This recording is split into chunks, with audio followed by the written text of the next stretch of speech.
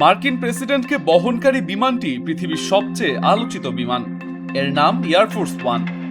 এবার নতুন একটি এয়ারফোর্স ওয়ান বিমান ফ্লিটে যুক্ত করেছেন মার্কিন প্রেসিডেন্ট ডোনাল্ড ট্রাম্প। তবে এই বিমানটি এক মুসলিম দেশ থেকে উপহার পেয়েছেন তিনি। নতুন এই বিমানের মডেল বোয়িং 7478। এর দাম প্রায় $400 মিলিয়ন। বাংলাদেশি টাকায় এর পরিমাণ প্রায় 4,880 কোটি টাকা। এবার এই বিমানটিকে রূপ দেওয়া হয়েছে এক ভাসমান হোয়াইট হাউসে। ওয়াশিংটনের জয়েন্ট বেস অ্যান্ড্রুজে বিমানটি উদ্বোধন করেন ট্রাম্প। সেখানে এক বক্তব্যে তিনি বলেন, এমন বিলাসবহুল উড়োজাহাজ পৃথিবী আগে কখনো দেখেনি। তার ভাষায় এই বিমানের কাঠের কাজ, ব্যবহৃত উপকরণ এবং ইঞ্জিনের মান বিশ্বের সেরাদের মধ্যে অন্যতম। তবে এটি শুধু বিলাসিতার বিষয় নয়। মার্কিন বিমান বাহিনী জানিয়েছে বিমানটিতে ব্যাপক নিরাপত্তা উন্নয়ন করা হয়েছে। অত্যাধুনিক যোগাযোগ ব্যবস্থা, বিশেষ মিশন পরিচালনার সক্ষমতা, লজিস্টিক সাপোর্ট এবং উন্নত প্রযুক্তি সংযোজনের মাধ্যমে এটি প্রেসিডেন্টের ব্যবহারের উপযোগী করা হয়েছে। বিমানটির বাহ্যিক রঙেও এসেছে পরিবর্তন। নতুন করে লাল, সাদা, নীল ও সোনালী রঙে সাজানো হয়েছে জেটটিকে। তবে এর ভেতরের ইন্টেরিয়রে খুব বেশি পরিবর্তন আনা হয়নি।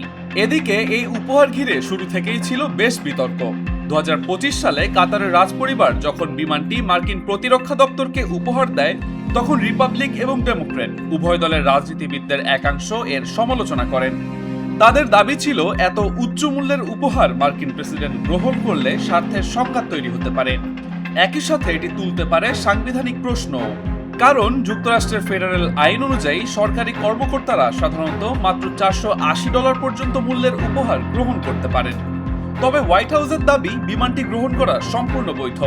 তারা আরও জানিয়েছে, ট্রাম্প প্রেসিডেন্টের দায়িত্ব শেষ করার পর বিমানটি তার প্রেসিডেন্সিয়াল লাইব্রেরিতে হস্তান্তর করা হবে। বর্তমানে এয়ারফোর্স ওয়ানের বহরে থাকা দুটি পুরনো বোয়িং 747-200B বিমান 1990 সাল থেকে ব্যবহৃত হয়ে আসছে।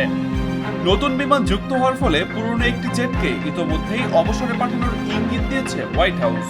তবে এই কাতারি জেট স্থায়ী সমাধান নয়। বোয়িং কোম্পানির তৈরি নতুন প্রজন্মের VC-25B বিমান সরবরাহে দীর্ঘ বিলম্ব হওয়ায় আপাতত অন্তর্বর্তীকালীন এয়ারফোর্স ওয়ান হিসাবে ব্যবহার করা হবে এই বিলাসবহুল বিমানটি।